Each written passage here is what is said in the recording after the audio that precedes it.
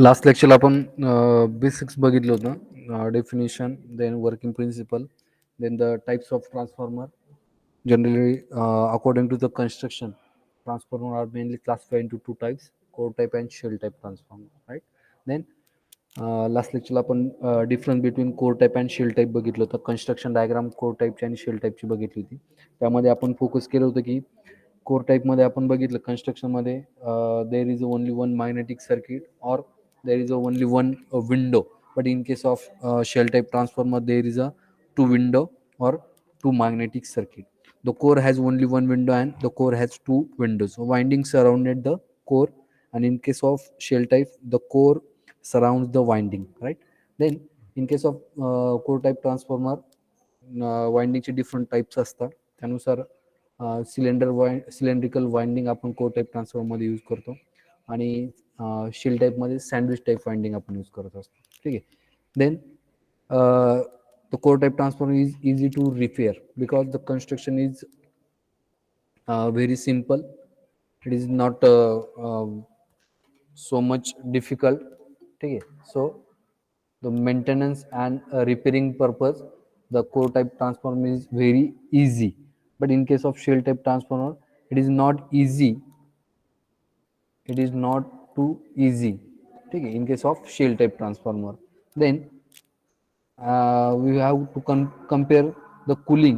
Then the core type transformer is more space for cooling purpose, but in case of shell type transformer cooling is not very effective.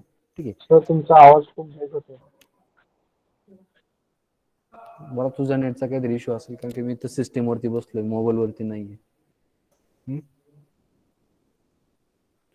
बाकीच्यांना clear येतोय आवाज? Yes sir, clear आहे. Okay, because me system वरती, त्यामुळे नेटवर्कचा इश्यूचं काही हेच नाही, ब्रॉडबँड कनेक्टेड. ठीक आहे. सो आपण तो पॉईंट बघितला होता, कंपॅरिझन आवाज बिटवीन. ब्रेक होते तुमचा. अर्जुन, मी ब्रॉडबँड वरती कनेक्टेड आहे, सिस्टीम वरती आहे. तुझ्या नेटचा काहीतरी इश्यू असेल, बाकीच्यांना आवाज क्लिअर येतो आहे. कळतंय मी काय सांगतोय?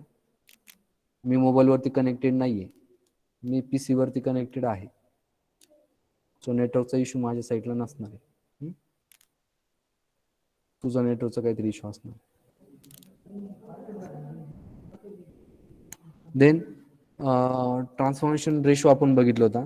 जनरली ट्रान्सफॉर्मेशन रेशो आपण के ने डिनोट करतो. ठीक आहे. So K is equal to V2 upon V1, K is equal to V2 upon V1, then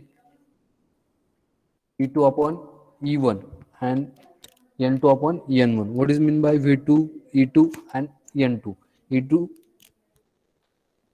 E2 means EMF induced in secondary winding, then V2 voltage across secondary winding, then N number of turns of primary winding as well as number of turns of secondary winding, right? So transformation ratio K is equal to V2 upon V1 is equal to E2 upon E1 is equal to N2 upon N1, right?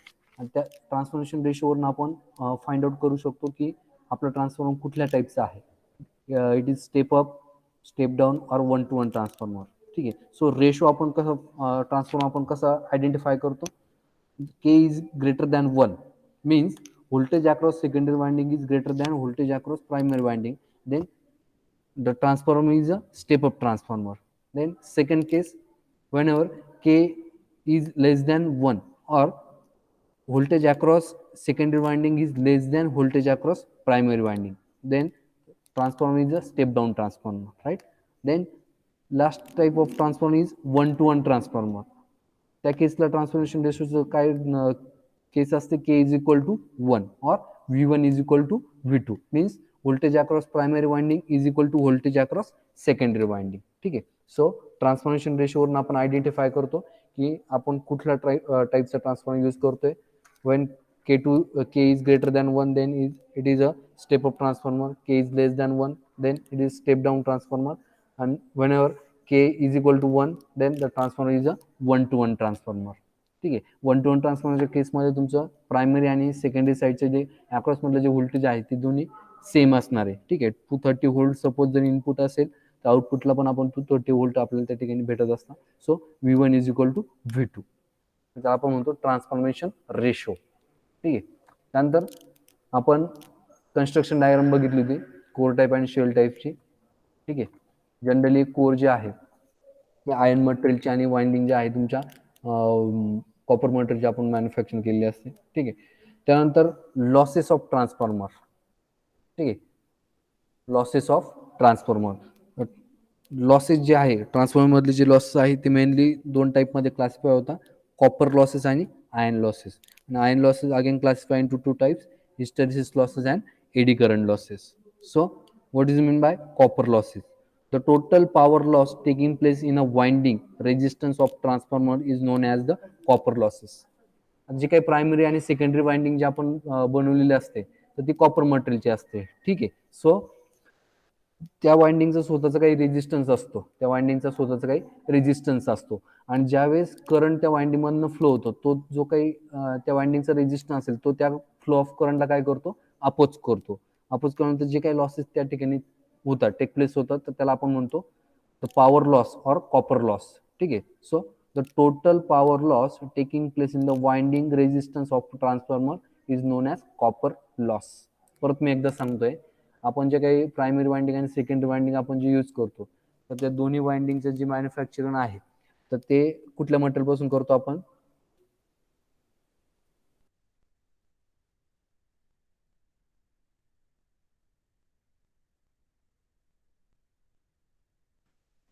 ठीक आहे. तर ते जे काही manufacturing करतो आपण winding तर त्या कॉपर मटेरियलचे असतात. सो त्या वाइंडिंगचा स्वतःचा काही रेजिस्टन्स असतो आणि ज्या वेळेस तुमच्या त्या वाइंडिंग मधनं करंट फ्लो होतो त्यास तो जो काही रेजिस्टन्स आहे त्या वाइंडिंगचा रेजिस्टन्स त्या फ्लो ऑफ करंटला काय करता, अपोज करता. सो त्यामुळे जे लॉसेस तयार होतात त्याला आपण म्हणतो copper losses. Generally copper losses आपण डिनोट करतो P suffix CU. CU stand for copper. ठीक आहे. आणि P stand for loss, copper loss. So हे जे काही लॉसेस आहे कॉपर लॉसेस ते दोन्ही वाइंडिंग मध्ये असतात, primary plus secondary. So copper loss is equal to primary copper loss plus secondary copper loss. येते लक्षात, प्रायमरी वाइंडिंग मधला copper loss plus secondary winding मधला copper loss. So total copper loss in a transformer is equal to primary copper loss plus secondary copper loss. So formula is copper loss PCU, P suffix CU is equal to I1 square into R1 plus I2 square into R2. ठीक है. Current flowing through the primary winding into resistance of primary winding plus current flowing through the secondary winding plus into resistance of secondary winding. So formula become PCU, copper loss is equal to I1 square into R1 plus I2 square into R2. ठीक है. So current and resistance of that particular winding, primary winding as well as secondary winding, where I1 R1 is the primary copper loss. I1 and R1 काय तुमचा primary copper loss आणि I2 R2 काय तुमचा secondary copper loss. ठीक आहे. त्याला आपण तो कॉपर लॉस. त्यानंतर सेकंड टाइप येतो तुमचा iron loss. The iron loss is the power loss taking place in the iron core of the transformer. ठीक आहे. आता सांगितलं की तुमची जी काही रेक्टिंग्युलर कोर असते ट्रान्सफॉर्मरची ती आपण आयर्न मटेरियलची मॅन्युफॅक्चर केलेली असते. ठीक आहे. तर त्या कोरमध्ये जे काही लॉसेस, कारण की तुमची जो अल्टरनेटिंग करंट आहे किंवा जे अल्टरनेटिंग फ्लक्स आहे ते त्या वाइंडिंग मधनं फ्लो होता. ठीक आहे.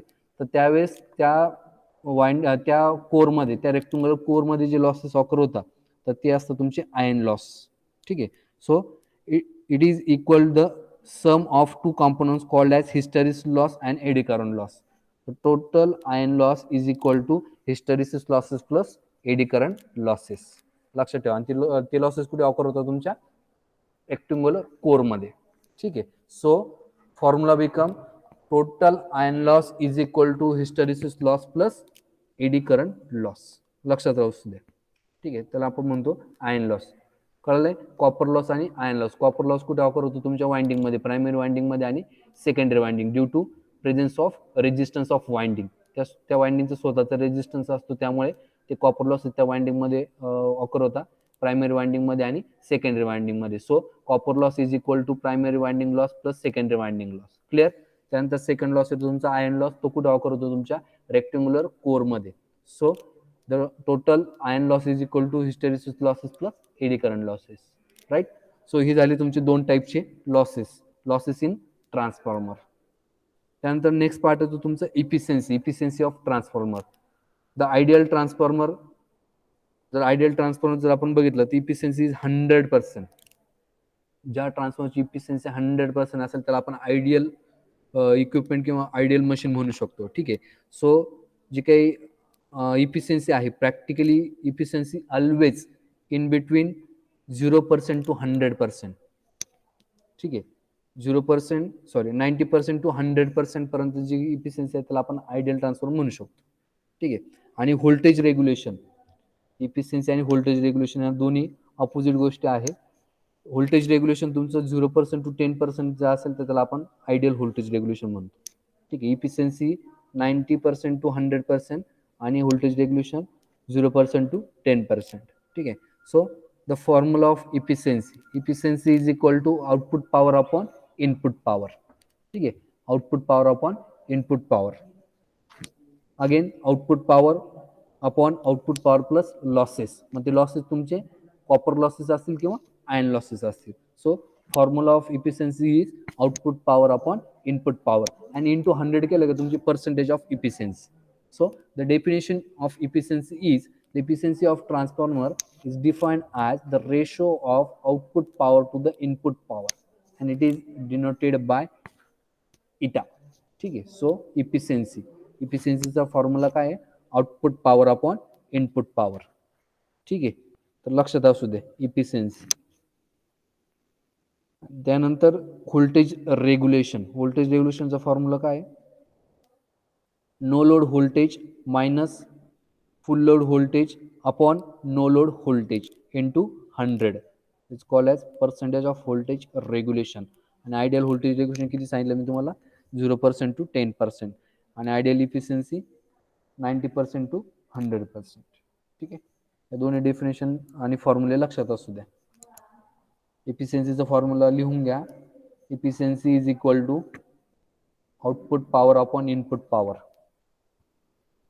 and the percentage of voltage regulation is equal to no load voltage minus full load voltage upon no load voltage into 100 percentage of voltage regulation. ठीक आहे. त्यानंतर नेक्स्ट पॉइंट पण लिहून घ्या, लॉसेस इन ट्रान्सफॉर्मर.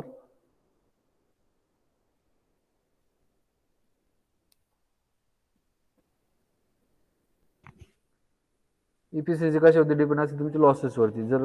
जर तुमचे लॉसेस जर नसेल तर तुमचा तो ट्रान्सफॉर्मर आहे त्याची इफिशियन्सी 100% असेल. ठीक आहे. आणि ideal transformer is loss free. ठीक आहे. आयडियल कशाला म्हणतो आपण? 100% इफिशियन्सी असेल त्याला आपण आयडियल ट्रान्सफॉर्मर म्हणतो. ठीक आहे. So write down losses in transformer.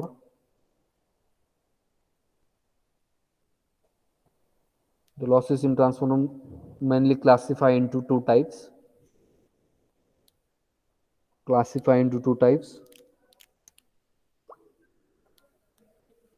First one is the copper losses and second one is the iron losses. Copper loss and iron loss. Okay.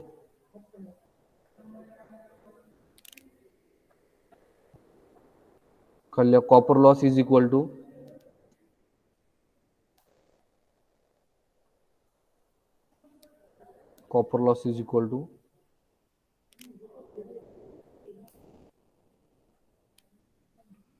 primary copper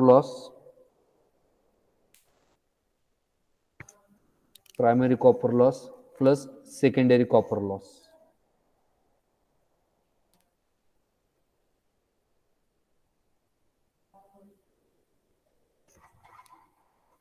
Then iron loss is equal to, write down. ठीक आहे, 2 minute थांबा. Copper लॉसची पहिल्यांदा definition लिहून घ्या. The total power loss taking place in the winding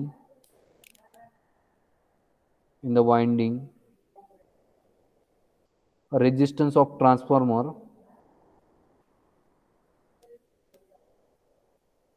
resistance of transformer is known as copper loss.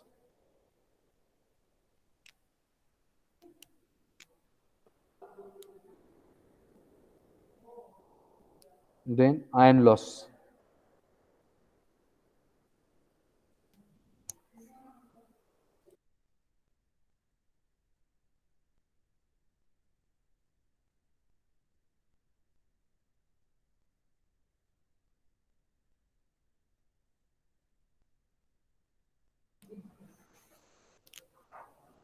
Iron loss. The iron loss is the power loss. The iron loss is the power loss taking place in an iron core. Taking place in an iron core of the transformer. Of the transformer.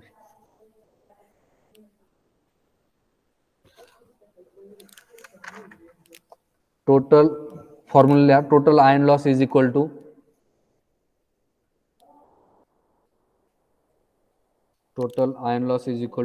hysteresis loss plus eddy current loss.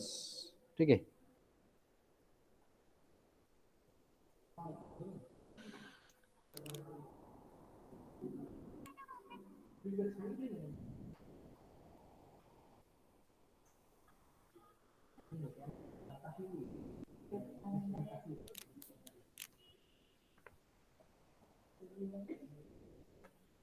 ठीक है. लिहिलं आहे formula. Iron loss is equal to hysteresis loss plus eddy current loss.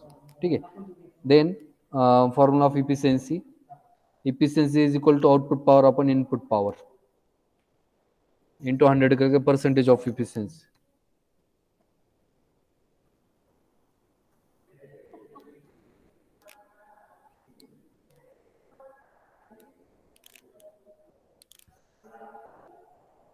आणि पुढचा formula लिहून घ्या. Voltage regulation.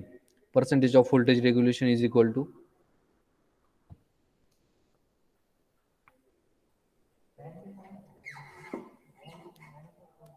No load voltage minus